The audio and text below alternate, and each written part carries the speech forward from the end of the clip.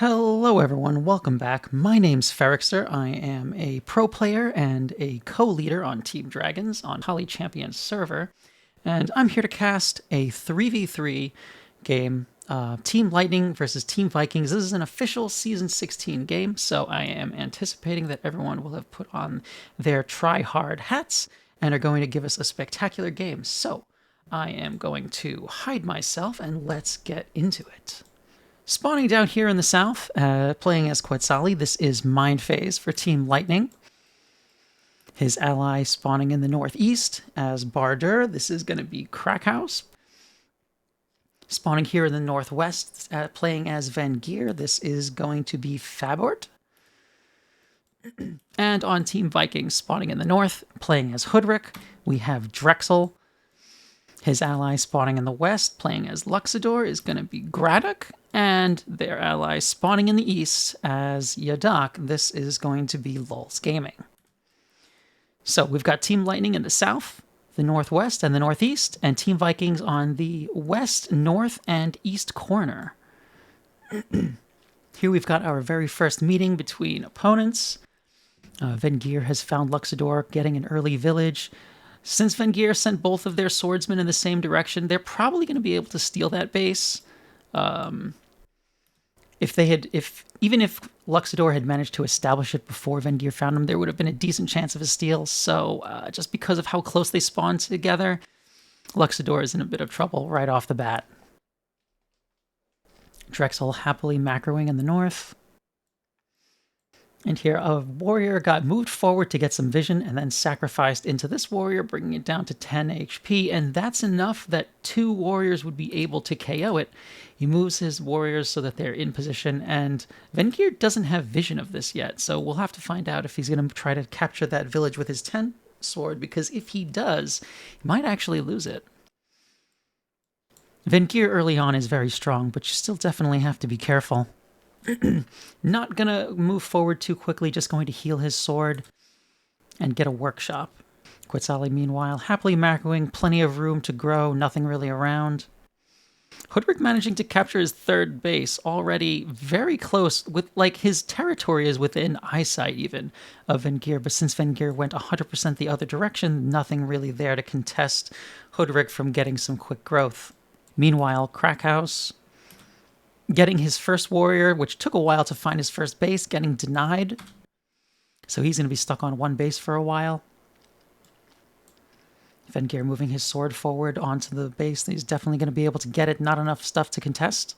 Luxidor getting meditation from a ruin. So far from ideal, as it's a little bit difficult for him to be able to go for that monument by waiting and not attacking for 5 turns. Might not still be alive by then. Pacifism is a nice ideal, but not always super practical on the game board. Lulz Gaming going for an Explorer. Let's just take a quick peek at his vision, see what he reveals. Getting meetings both from his ally, Hoodrick, and from Vengir. Without that Explorer, he would definitely not have encountered them all the way over there. Those meetings get him enough stars to go for a couple more upgrades and some units, and he saves 7 stars for next round. Mind Phase continuing to macro, going for an Explorer of his own. I just turned Shared Fog on, but let's turn that off again, see what he discovers. He meets his Bardur ally, and even Hoodrick way on the other side of the map. So fantastic Explorers on both sides, have to say. Goes for hunting and has enough left over to level 3 his base and get 2 units.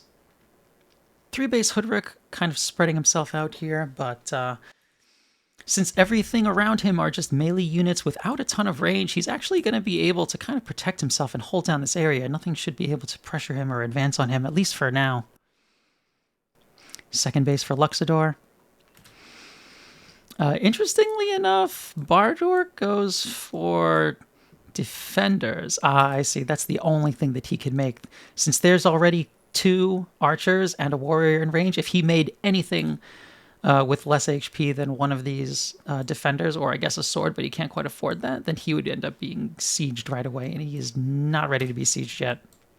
On turn 6, that is a little bit too early to have your main siege and walk away all good. Vengir spreading out a little, just calmly making a couple of swords, not really paying too much attention to macro since he's already got that sword tech.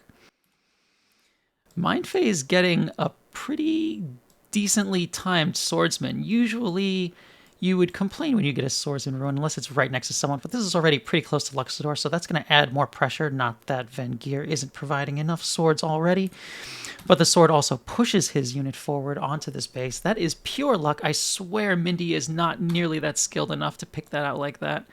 Yes, I call him Mindy. His name might be Mindphase, but he and I are cool like that. If you ever encounter him after you join up on the PolyChampions server, be sure to call him Mindy so he'll know that you're chill with him. He definitely loves that, absolutely enjoys being called Mindy. You should all do it. Population from a ruin for Bardur gets him a lot, actually very close, gives him a very easy giant. He's going to capture and then get forestry, and that's a bit of an error. So every time you capture a base, your tech costs go up. Right now, forestry would be 7 or 6. It would leave him with 7 stars. After he gets population, he takes this base, and then his tech cost is 8. So he could have saved, if he was going to do that anyway, he could have saved 2 stars by getting that beforehand. That actually would have enabled him to chop one tree and get a giant this turn. Instead, he picks up what he can. He wants to be careful to make sure that nothing blocks his resources. That's why he takes this a little bit early, even though he's not prepared to spend it yet, and ends his turn. Yadakk continuing to pressure its way in. Swords doing swords things. Fabrit also grabs forestry and gets another upgrade. Mindy sends out some peace treaties, captures another base. And with his roads, he's going to be able to push his way forward. He goes for another explorer. I'm not going to turn off shared vision, but we can see it's going this way, and it is actually revealing everything that he needs to see about Luxidoor. He's going to be able to road his way in there and really pressure them. Moving in already, moving his units closer, not really worrying about the ranged units that he's got.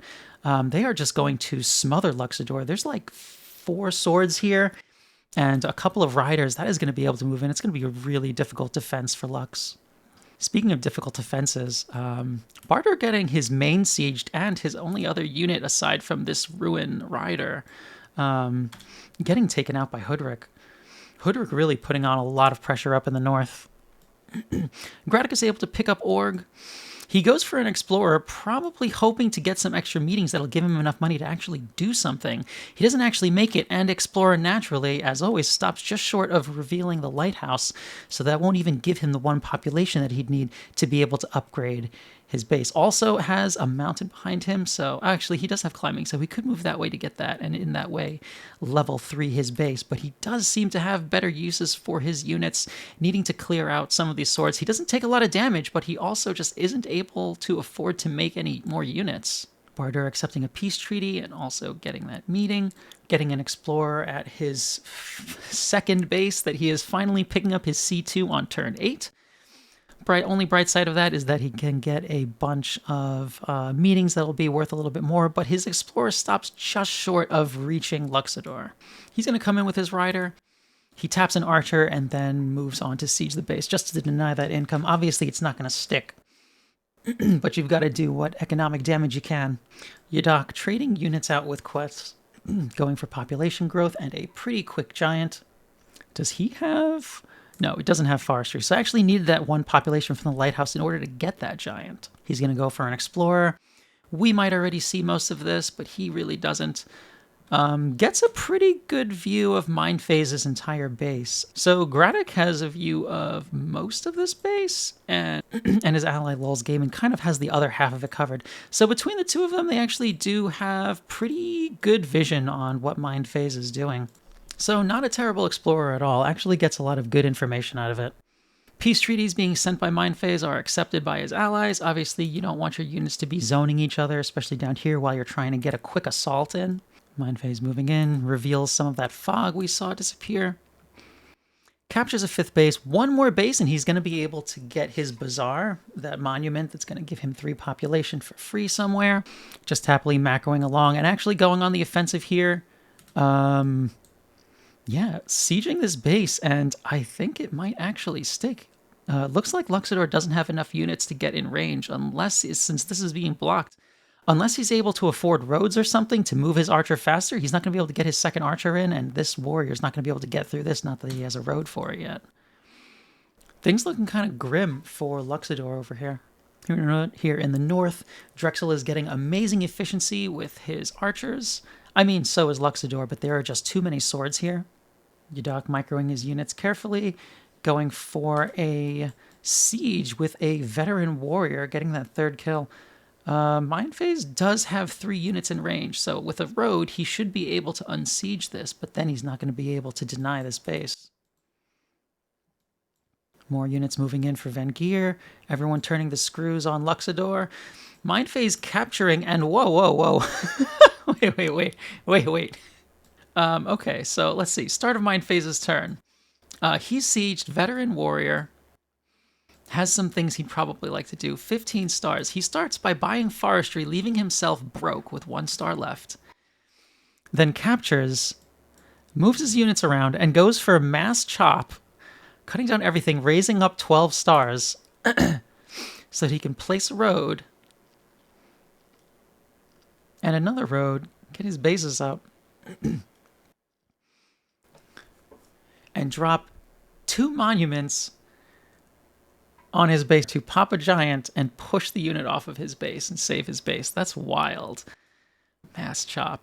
He had 12 stars. He could have, really could have level 3'd this base. It would have cost 5. He would have got 5 stars back. He'd be 1 star better off, but it's okay. Chops a few more trees because, the first 12 weren't enough, and makes a warrior. Drexel is going to continue to chip down that giant with his archers. Bardur making what units he can. Could have killed this archer, but I guess he just wanted to keep his... Oh, I see. Needed to keep his giant in range to unsiege his main because that's the only unit that he has that can really attack. Otherwise, he's just got a lot of defenders over there. Lulz Gaming continue to micro his units in. Just a lot of warriors and riders, the bread and butter of any land army.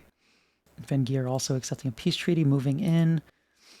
And Mindphase just happily macroing, going for an attack, going for a siege. This one looks like it's not going to stick because Luxidoor still has 2 units over there, but time is running awfully short there.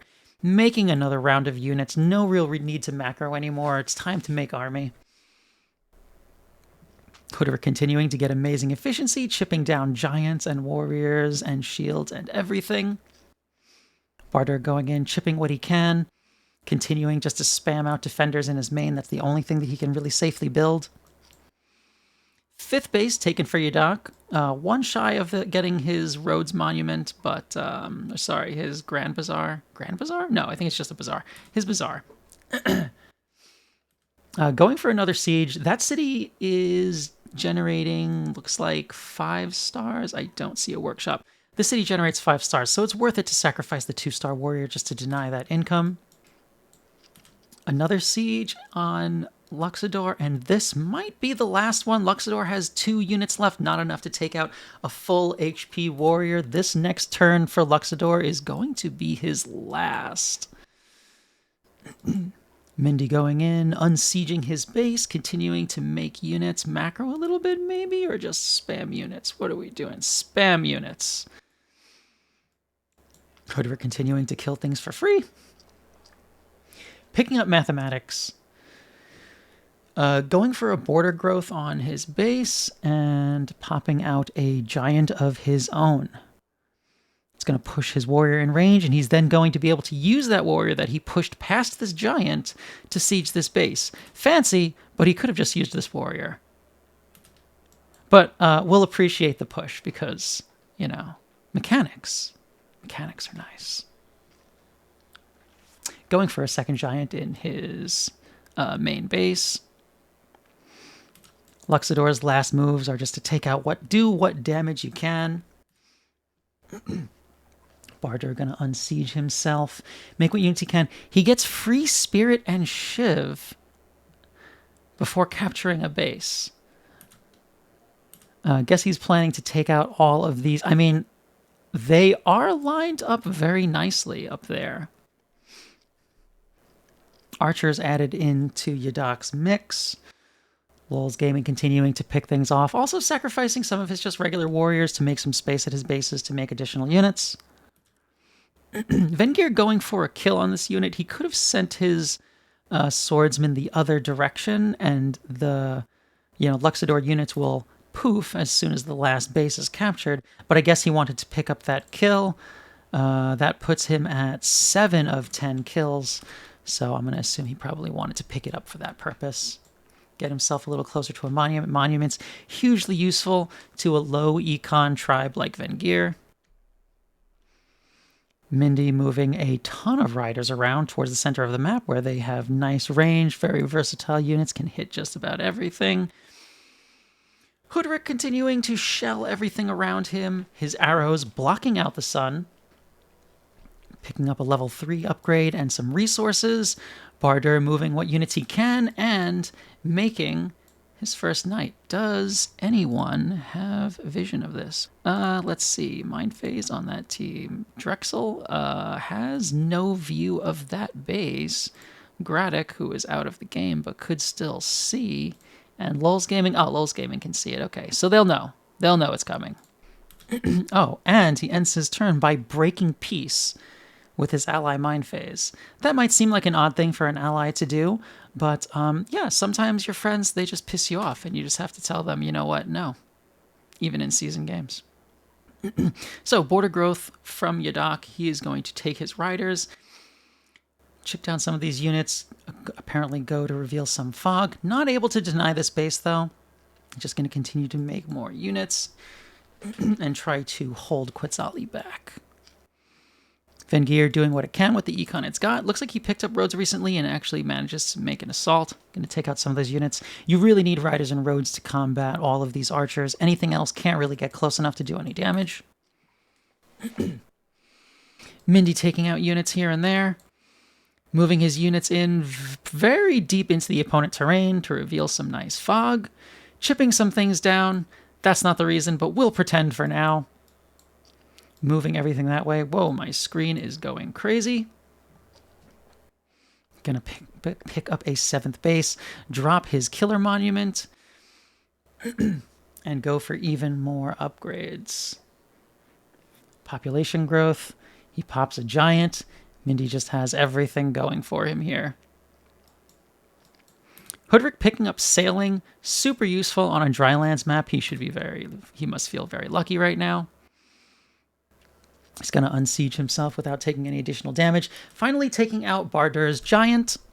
And there's really nothing left to protect Bardur's base except for a unit over here.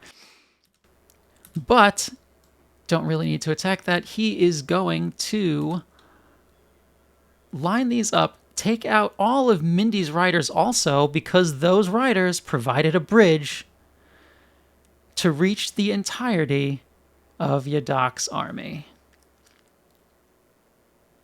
So he's going to finish up the rest of his turn, do a little bit of macro, make another knight because the last one seemed to be pretty effective at clearing everything out.